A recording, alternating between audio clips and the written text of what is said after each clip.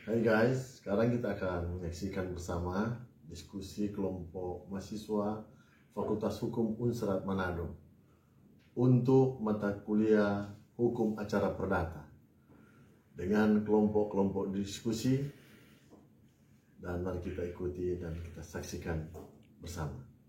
Oke, standby, kamera ready, sound ready, 3, 2, 1, action.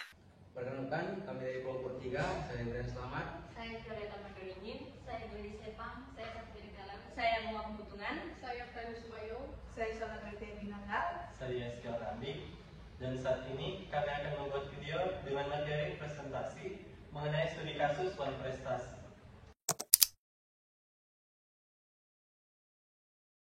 Apa itu wan prestasi? Wan prestasi adalah tindakan ingkar janji oleh salah satu pihak dalam perjanjian di atas meterai sebagai akibat dari kelalaiannya sehingga tidak bisa memenuhi kewajibannya. Ya, menurut pasal 1234 KUH Perdata, seseorang dapat dianggap ingkar janji atau wan prestasi ketika tidak melakukan apa yang dijanjikan, yang kedua melakukan apa yang dijanjikan tetapi tidak sebagaimana yang dijanjikan, yang ketiga melakukan apa yang dijanjikan tetapi terlambat, yang keempat melakukan sesuatu yang menurut kontrak tetapi tidak boleh dilakukan. Lalu, apa sanksi jika seorang melakukan wan prestasi? Akibat dari ingkar janji atau wan prestasi dapat dikenakan sanksi berupa ganti rugi, pembatalan kontrak, peralihan risiko maupun membayar biaya perkara. Jadi dalam kasus ini, penggugat menggugat tergugat karena tergugat ini tidak menjalankan pekerjaan seperti yang ada dalam perjanjian, di mana penggugat juga telah memberikan uang kepada tergugat. Betul. Kemudian, tergugat juga tidak mengembalikan sisa uang yang diberikan penggugat sebesar 500 juta sesuai dengan tanggal yang telah ditentukan. Lalu dalam gugatannya, penggugat menggugat agar majelis hakim yang pertama menerima dan mengabulkan gugatan penggugat untuk seluruhnya, yang kedua menyatakan bahwa perbuatan tergugat adalah perbuatan ingkar janji atau wan prestasi, yang ketiga menghukum tergugat membayar ganti kerugian material maupun imaterial kepada penggugat sebesar 790 juta rupiah, yang keempat menetapkan sita jaminan atas sejumlah harta benda bergerak maupun tidak bergerak milik tergugat yang nilainya ditaksir sama dengan kerugian penggugat yang akan dibuatkan dalam daftar tersendiri. Yang kelima, menghukum tergugat untuk membayar biaya yang timbul akibat perkara ini. Lalu apa putusan majelis hakim? Jadi dalam putusannya, majelis hakim memutus yang pertama mengabulkan gugatan penggugat sebagian. Kemudian yang kedua menyatakan bahwa perbuatan tergugat adalah perbuatan ingkar janji atau wan prestasi. Yang ketiga menghukum tergugat untuk membayar ganti kerugian kepada penggugat sejumlah 490 juta rupiah. Keempat, menghukum tergugat untuk membayar biaya yang timbul akibat perkara ini sejumlah 866.000 rupiah. Lalu penggugat mengajukan banding dalam pengadilan tinggi. Pengadilan tinggi berpendapat karena dalam berkas perkara tidak diajukan memori banding dari pembanding semula tergugat dan kontrak memori banding dari terbanding semula penggugat, yang ternyata tidak ada hal-hal yang baru yang perlu dipertimbangkan, maka pengadilan tinggi dapat menyetujui dan membenarkan putusan hakim yang pertama.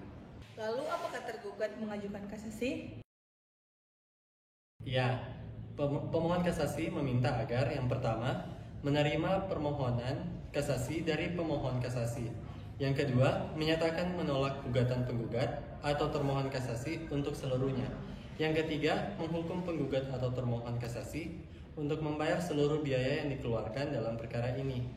Namun pada pokoknya, permohonan kasasi ditolak karena setelah meneliti memori kasasi tanggal 15 Juni 2020 dan kontra memori kasasi tanggal 29 Juni 2020 dihubungkan dengan pertimbangan judex facti. Dalam hal ini Pengadilan Tinggi Jayapura yang menguatkan putusan judex facti atau Pengadilan Negeri Jayapura.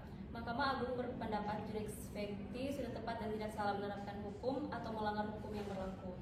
Oh, jadi dalam kasus ini tergugat dinyatakan bersalah ya? Iya.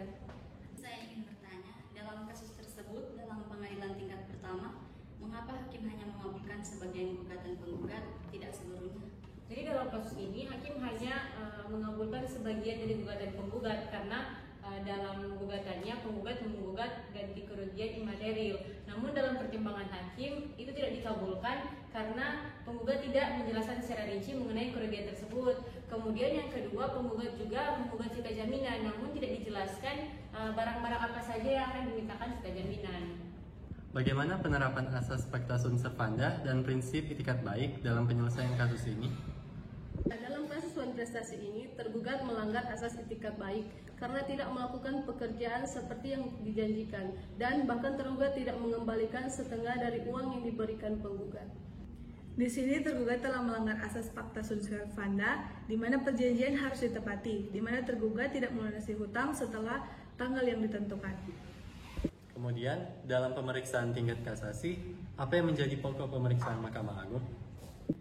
Mahkamah Agung tidak memeriksa kembali fakta-fakta yang telah dipertimbangkan oleh pengadilan tingkat sebelumnya, namun Mahkamah Agung hanya memeriksa apakah ada kesalahan dalam penerapan hukum atau pelanggaran hukum yang dilakukan pengadilan tingkat sebelumnya. Betul, dalam kasus setelah diperiksa Mahkamah Agung, memutuskan bahwa putusan sebelumnya sudah tepat dan tidak salah dalam menerapkan hukum dan tidak ada pelanggaran hukum yang berlaku.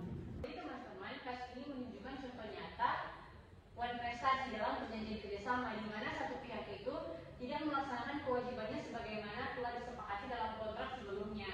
Proses peradilan juga membuktikan bahwa penggugat ini telah dirugikan dan seluruh jenjang peradilan menguatkan bahwa tergugat ini memang bersalah dan harus mengganti kerugian materi yang telah ia sebabkan. Jadi teman-teman, sekian dari diskusi